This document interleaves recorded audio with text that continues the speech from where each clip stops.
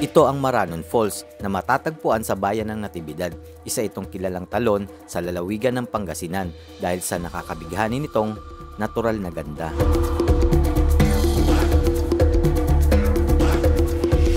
Ang daan patungong talon ay umaabot ng 10 hanggang 15 minuto ng paglalakad. Mayroon itong mga matatarik na bahagi na madadaanan. Kapansin-pansin din ang kulay pulang lupa at mga naglulunti ang punong kahoy na nakapaligid dito.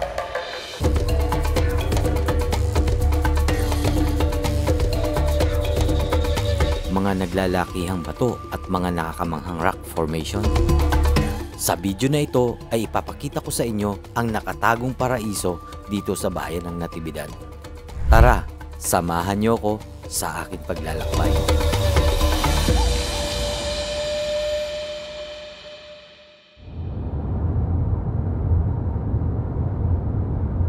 Mula tourism office ay kailangan pa naming bumiyahe ng mga 2 hanggang 5 minuto para marating ang pasukan ng nasabing talon.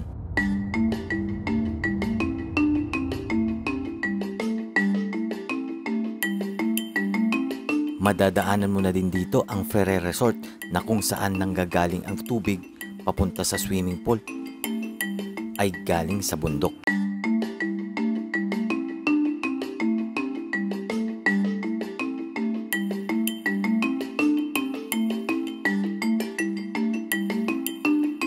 At narating na rin namin ang pasukan ng Maranon Falls.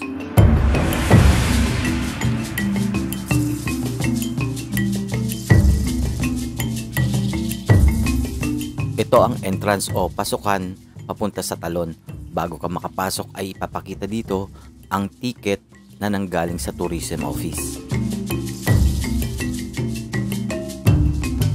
Tinanong ko na din kung gaano kalayo ang lalakarin para makarating sa talon.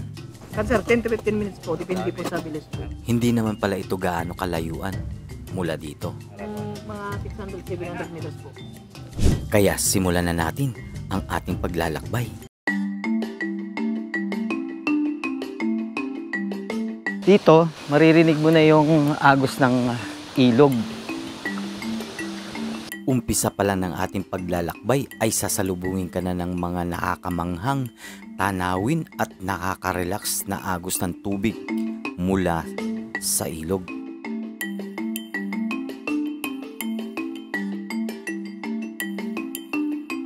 Nakikita nyo to, sobrang laking bato. Ang laki.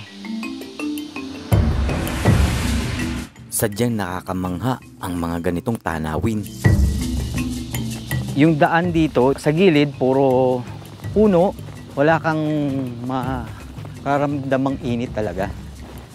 Sobrang nakaka-relax. At ang kulay ng lupa dito, kulay pula. Malamang pag umuulan dito, siguro maputik. Sa ganitong klaseng lupa kasi pag nabasa, madulas. Maganda rin yung pagpunta natin dito at hindi umulan.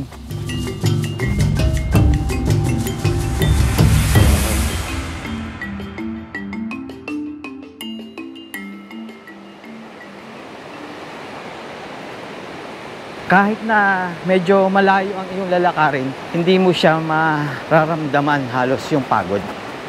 Dahil sa ganda nung nakikita mo habang naglalakad ka.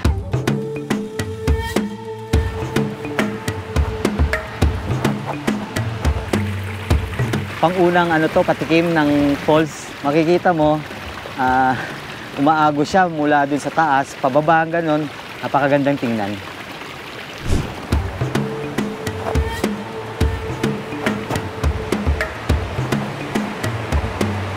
Ito pa lang tayo, hindi pa tayo nakakarating sa pupuntahan natin.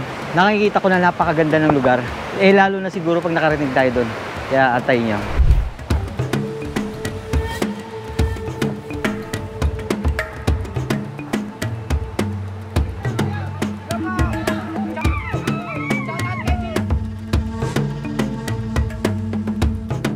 Sabi 10 to 15 minutes daw. Kaso hindi ko naramdaman yung 10 to 15 minutes eh.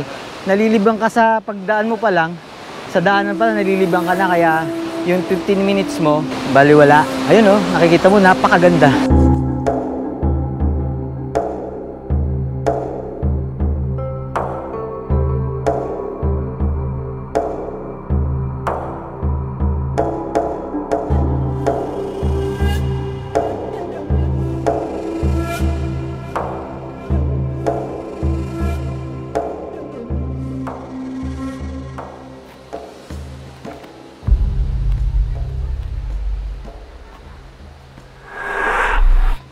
Sa bahaging ito ay pahirap na ang daanan Ingat lang ng konti. Oo. dahil sa bukod na matatalas na ang mga batong maapakan ay medyo basa pa ito at madulas. Medyo mahirap dito. Basa yung ano, yung dadaanan mo kaya mag-iingat din. Matulis yung mga bato. Meron naman siyang ano, hawakan kaya safe pa din. Ayun oh. Ah.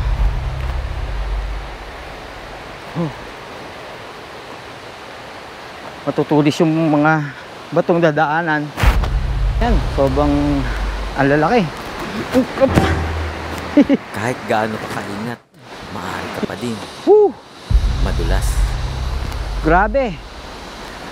Kung makikita mo yung nasa likuran ko, sobrang laking bato. First time ko makakita ng ganyang kalaking bato.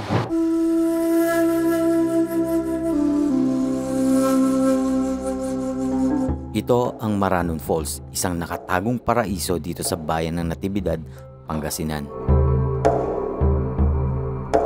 Sa Ilocano, ang Maranom ay nangangahulugang maraming tubig na perpektong naglalarawan sa talon dahil hindi ito naapektuhan kahit na tag-araw dahil din sa nakapaligid nitong kagubatan.